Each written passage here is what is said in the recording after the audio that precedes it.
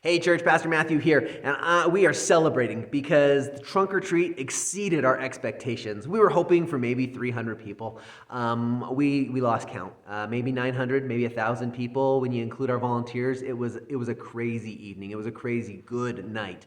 And so I just want to say thank you. Thank you for everyone who made it possible. I'm going to give you an idea of how big it was.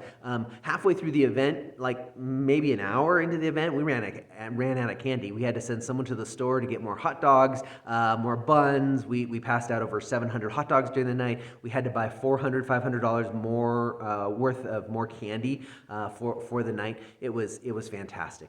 Most importantly, though, we got to meet the neighbors around the church. We threw a party so we could meet the neighbors because ultimately we want to see those little boys and those little girls dressed like Bumblebee the Transformer, and I met a Scooby-Doo and Harry Potter and everybody and Hermione and everybody else. Ultimately, we want to see those boys and girls, those men and women, come to know Jesus Christ as Lord and Savior. One of the things I love about our church is we are convinced that we don't just exist for ourselves so that we could have a good church. We know that God placed us in this community so that we can point these neighbors, these people, this community towards God. So we threw the party so we can make relationships, so ultimately we can point people towards a saving relationship with Jesus Christ. We want to see God's kingdom grow. And so thank you. Thank you for dressing up. Thank you for giving candy. Thank you for dressing up your cars and handing out candy. Thank you for running games and making cotton candy and popping popcorn and barbecuing 700 hot dogs and doing the welcoming at the registration desk and everything else that you guys did for the evening.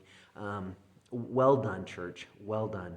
And so be praying that the people that we met, I got to meet a family that lives just around the corner from me, be praying that the people that we met would ultimately come to know Jesus Christ as Lord and Savior, that God would use Trunk or Treat to grow his kingdom.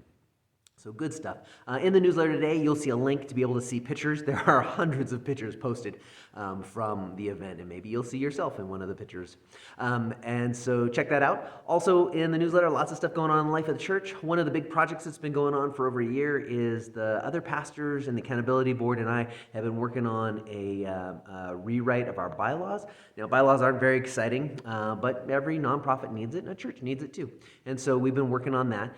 You can find information about the new proposed bylaws in the bulletin or in the newsletter today.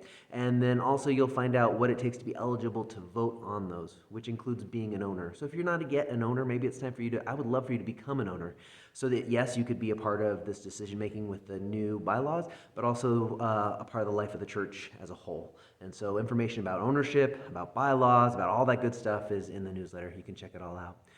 Great stuff going on, but if there's anything you need from me, please don't hesitate to ask. Otherwise, I'll see you on Sunday. God bless you.